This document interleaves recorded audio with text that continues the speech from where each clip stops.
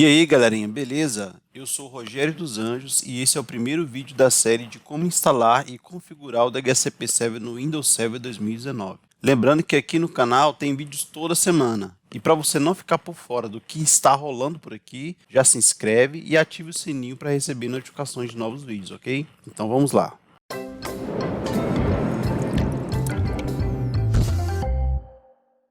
Bem, sobre o que nós vamos falar aqui, sobre como instalar e configurar, esse é um vídeo mais explicando o que nós vamos abordar dentro dessa playlist, né, desse pool de vídeos que nós vamos soltar por aí, ok?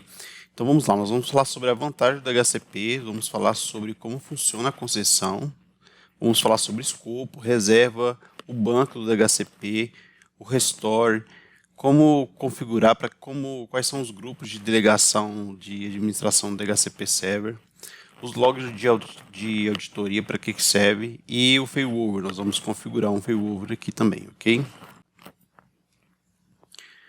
Então, sobre as vantagens do DHCP Server, né, entre várias vantagens, né, nós temos a vantagem de que os endereços eles são fornecidos automaticamente. Dessa forma, você reduz a configuração manual. Com isso, você diminui a quantidade de erros, de conflitos de IPs dentro da sua rede.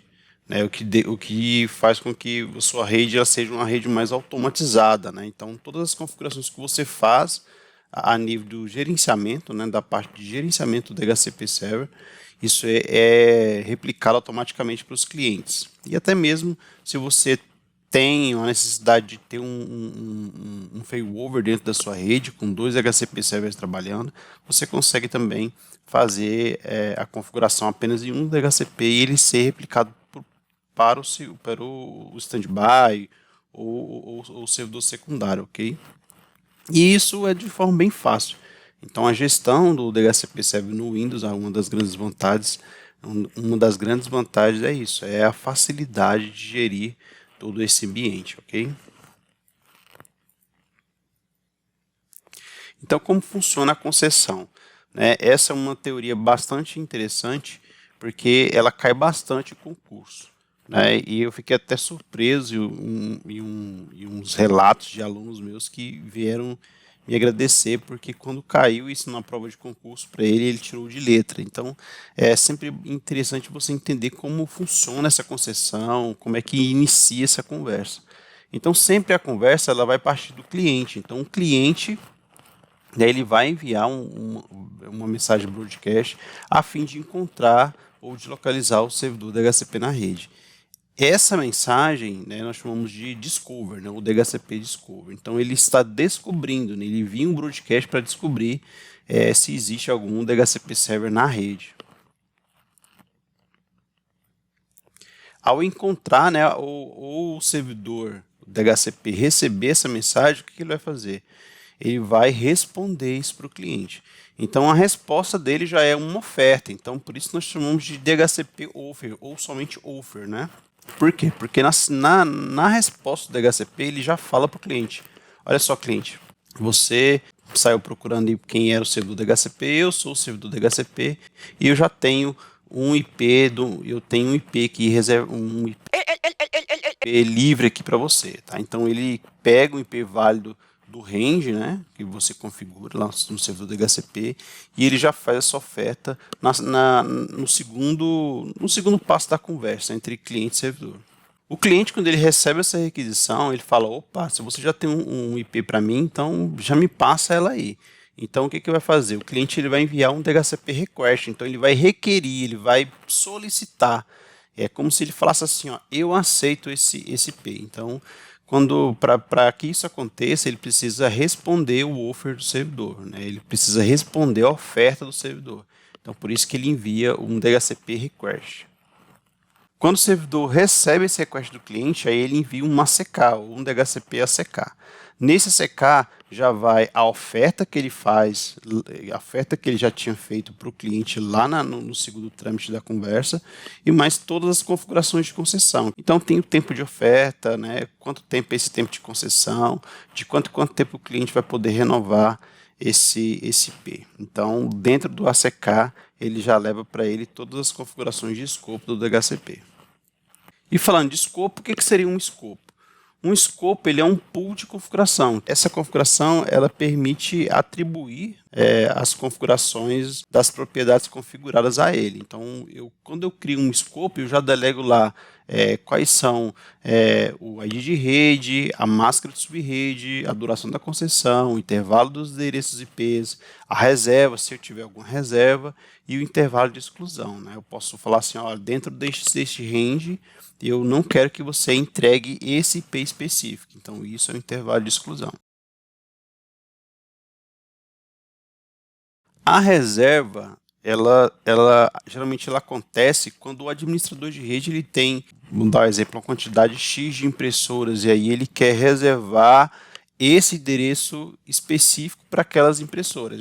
Toda vez que você pensar em reserva, lembre-se que a reserva ela serve para você amarrar um endereço IP àquele dispositivo. E uma chave para isso, né, seria o endereço MAC. Então você precisa pegar o endereço MAC desse dispositivo e fazer essa configuração dentro da reserva. Para falar sobre o banco de dados DHCP, você precisa entender o que tem dentro desse banco de dados. Então, dentro do banco de dados do DHCP Server, né, ele vai o escopo, as concessões de endereço e as reservas. Então, seriam as configurações disso. E onde é que eu encontro esse banco de dados? Ele fica dentro de Windows /C72 na pasta DHCP Server. Na pasta DHCP, desculpa. Então, o que tem lá dentro? Ele tem os arquivos de banco, arquivo temporário, arquivos de log, né? Então, tudo aquilo que é necessário para o DHCP funcionar. E como é que funciona esse backup? O backup ele é feito de forma automática, né, na unidade local do seu servidor Windows. Então, caso ocorra algum problema, esse banco de dados ele é automaticamente restaurado. Você pode também fazer uma cópia, né, ou fazer um backup offline dessas configurações, sem nenhum problema. E o que seria delegação, né, de administração? Então, no DHCP Server, nós temos lá dois grupos, que são os grupos de administradores e os grupos de usuários. Os grupos de administradores ele permite que você modifique, né, qualquer dado do DHCP Server e configure como um todo, né? Agora, o grupo de usuários ele permite que você apenas analise, ou verifique, ou leia, né, toda a configuração. Não permite que você faça nenhuma alteração feita pelos usuários do grupo administradores. E o que é o DHCP Failover, né, ou cluster DHCP? O cluster DHCP é uma união, né, ou é um cluster de duas máquinas com o mesmo serviço, DHCP Server. Então, eu tenho a máquina A e uma máquina B, e as duas têm o DHCP Server instalado. Como eu configuro esse failover, eu faço com que eu tenha uma redundância dentro da minha rede desse serviço. Então, essa replicação ela é feita de forma bidirecional. Então, eu posso aplicar uma configuração tanto no servidor A, que vai ser replicado para o servidor B, e eu posso fazer o inverso também, ir lá no servidor B, fazer alguma alteração e isso ser replicado para o servidor A. Os modos de operação que eu tenho nesses servidores é o modo de standby, onde eu tenho um servidor somente trabalhando, tá? E o servidor que fica de standby, ele não recebe nenhuma requisição e não responde nada. Ele fica de standby apenas analisando se o servidor principal está ativo, né? Caso ocorra uma queda desse servidor, ele passa a responder as requisições por esse servidor. E eu tenho um segundo modo de operação que é o load balance, que é o balanceamento de carga, onde eu posso definir qual é eu posso definir que os dois façam recebam essas requisições e possa responder isso também. O interessante é que dentro da configuração eu posso definir, dependendo caso eu tenha um servidor que seja mais parrudo do que o outro, eu posso definir qual é a escala disso. Tipo, o servidor A ele vai responder 80% das requisições, o servidor B apenas 20%. Eu posso definir 50-50 também, mas isso quem vai definir é você, ok? E as estatísticas do servidor DHCP, ela serve exclusivamente para você verificar como é que está sendo as concessões, as ofertas, descobertas, as solicitações, quantas IPs foram entregues, né? E você consegue ver, se você olhar na penúltima linha lá, quantas qual é a porcentagem de IPs, né, que foi configurado para você acima do em uso, tem um total de endereços, que são os endereços que você configurou, que são os endereços que vão estar disponíveis para ser entregue na sua rede. Então você tem lá essa quantidade, embaixo você tem a quantidade que está em uso em porcentagem, e logo embaixo você tem a quantidade disponível. Então aqui você consegue pegar erros, consegue pegar liberações, consegue pegar o quanto desses IPs você está usando dentro da sua rede, né? Isso permite que você tenha uma análise mais detalhada e mais assertiva dentro da sua rede como um todo. Então é isso aí, pessoal. Espero que vocês tenham gostado. O vídeo de instalação e configuração, que seria a segunda parte desse vídeo, né? Ele é dividido, se não me engano, em 4 vídeos. Vai ser disponibilizado na quarta-feira. Espero que vocês tenham gostado. Comentem aí, tá? Caso vocês tenham alguma sugestão. Você que ainda não se inscreveu, inscreva-se. Que você ainda não curtiu ou compartilhou, faça isso, né? Curta, compartilha, não deixe esse canal morrer, porque o meu intuito aqui é de apenas ajudar vocês, ok? Até mais.